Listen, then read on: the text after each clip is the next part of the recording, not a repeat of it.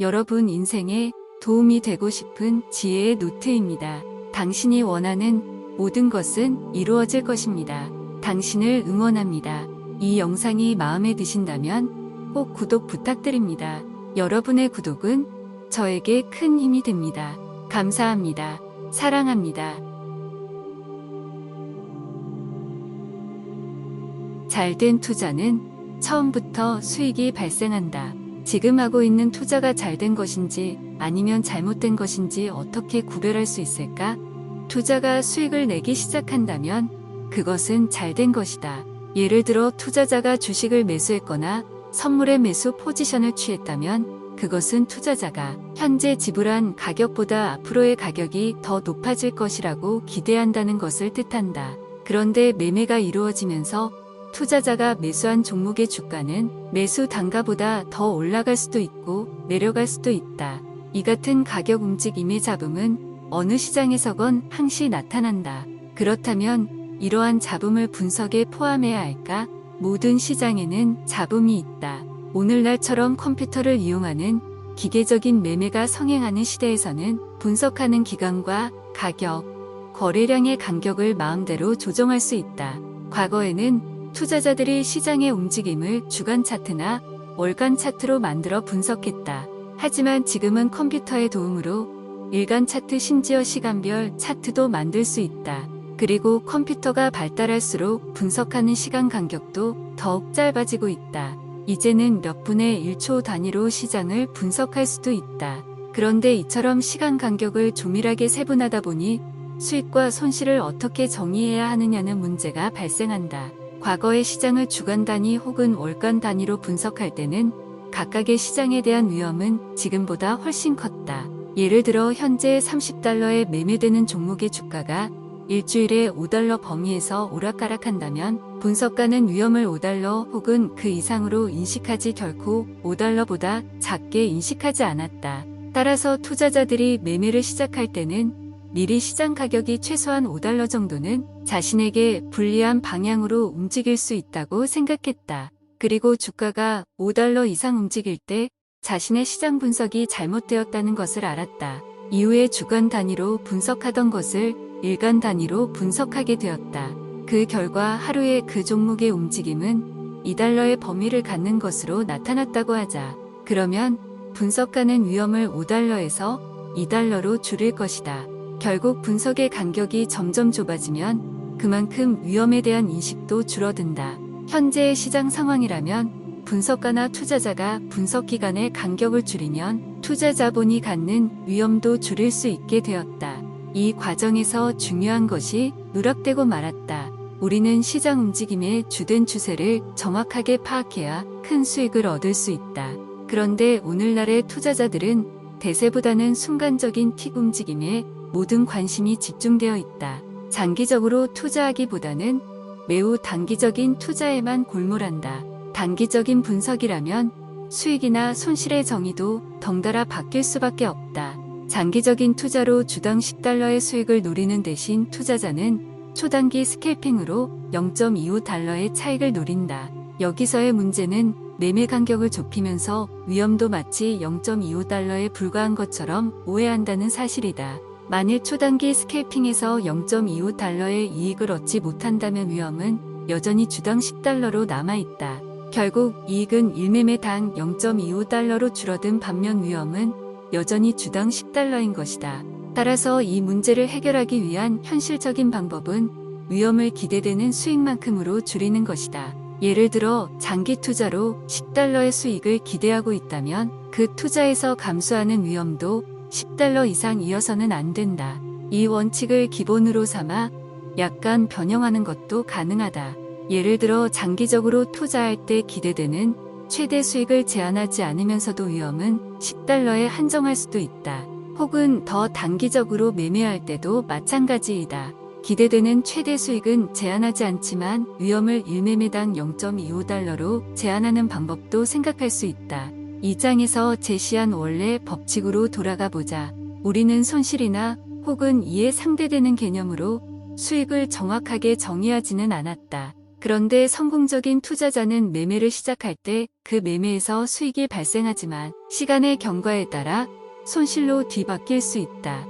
여기서 중요한 것은 시간의 간격을 어떻게 설정하느냐이다. 예를 들어 초단기 매매에서는 이익이었던 것이 금세 손실로 뒤바뀔 수도 있다. 하지만 수익을 내지 못하는 투자자의 매매는 시작부터 아예 수익을 내지 못한다. 어떤 종목을 매수했는데 금세 손실이 발생하고 있다면 꼭지에서 매수했거나 하락 추세가 진행되고 있는 도중에 매수한 것이다. 반대로 어떤 종목을 매수했는데 금세 수익이 발생하고 있다면 바닥에서 매수했거나 상승 추세가 진행되고 있는 도중에 매수한 것이다. 매수한 이후 수익이 나고 있다면 그것이 어떤 상황이건 앞으로의 가격 움직임은 투자자에게 유리한 방향으로 전개될 것이다. 매매하자마자 즉시 수익이 나는 매매는 앞으로도 더 수익이 발생할 가능성이 높다. 당신이 투자자가 아니라 트레이더라고 하자. 매매에서 손실이 났다면 똑같은 상황에서 수익이 발생했을 경우와 마찬가지로 처리해야 한다. 일반 투자자라고 해서 다르지 않다. 똑같은 원칙이 적용된다. 손실과 이익을 동일한 관점에서 바라보는 것이 중요하다. 주가가 움직인 이유를 너무 따지지 말라. 나는 대학에서 심리학을 전공했다. 그런데 과목 중에서 제일 재미없었던 것 중에 하나는 인지론을 전공한 빡빡한 교수님이 나중에 학과장이 되셨다. 이 교수님이 가르치던 학습 이론이었다. 한 학기 내내 우리는 말이 안 되는 단어에 대해 배웠다. 말이 안 되는 단어란 알파벳에서 아무렇게나 3자 혹은 4자를 섞어서 만드는 단어이다. 우리는 그 엉터리 단어들을 외우느라 고생을 했다. 교수님은 우리들에게 나중에 기억할 수 있도록 잘 외워두라고 말했다. 20년이 지난 지금 와서 생각해보니 그때 교수님이 우리에게 무엇을 가르치려고 하셨는지 이해가 된다. 바로 쓸데없는 것을 배우느라 시간을 낭비하는 것이 얼마나 고통스럽고 한심한지 깨워주시고 싶었던 것이다. 어느 날 나는 말도 안 되는 단어를 외우는 방법을 배우면서 과연 그것이 현실에서 도움이 될까 곰곰이 생각하다가 수업 중에 벌떡 일어나 강의실 밖으로 나와버렸다. 교수님은 나를 따로 불러 왜 그랬냐고 물었다. 나는 왜 말도 안 되는 단어를 외워야 하는지 이해되지 않는다고 대답했다. 며칠 후 나는 강의실 학생들 앞에서 우리가 외우려고 애쓰고 있는 말도 안 되는 단어들에 대해 내가 생각하는 바가 무엇이며 그것을 왜 배워야 하는지 모르겠다고 설명을 했다. 내 말을 다 들은 교수님은 목청을 가다듬더니 이렇게 말씀하셨다. 자네가 어떻게 생각하든 그건 전혀 중요하지 않아. 학생들이 강의실에 앉아있는 이유는 이미 정해져 있어. 나의 임무는 학자들이 과거에 연구했던 것을 가르치는 것이라네. 자네가 무엇을 어떻게 생각하든 그건 자유야. 하지만 자네는 다른 학생들을 가르칠 권한은 없네. 때때로 주식시장은 그 말도 안 되는 단어와 같아진다. 시장은 그 이유가 뭔지도 모르는 채 마음대로 행동한다. 주식시장이 움직이는 숨은 이유를 알아내는 것은 성공하는 투자자들에게 특별 보너스와 같지만 반드시 그 이유를 알아야만 되는 것은 아니다. 그런데 인간의 마음은 왜 이러한 일이 일어나고 왜 저런 일은 일어나지 않는지 이유를 알아야만 만족한다. 인간의 마음은 서로 뒤엉킨 수많은 세포로 구성되어 있다.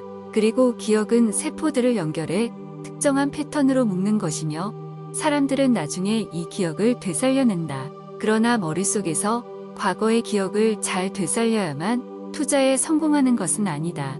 오히려 언제 수익을 확정하고 언제 손실을 끓이고 포지션을 정산해야 하는지 정확하게 알아야 투자에 성공할 수 있다.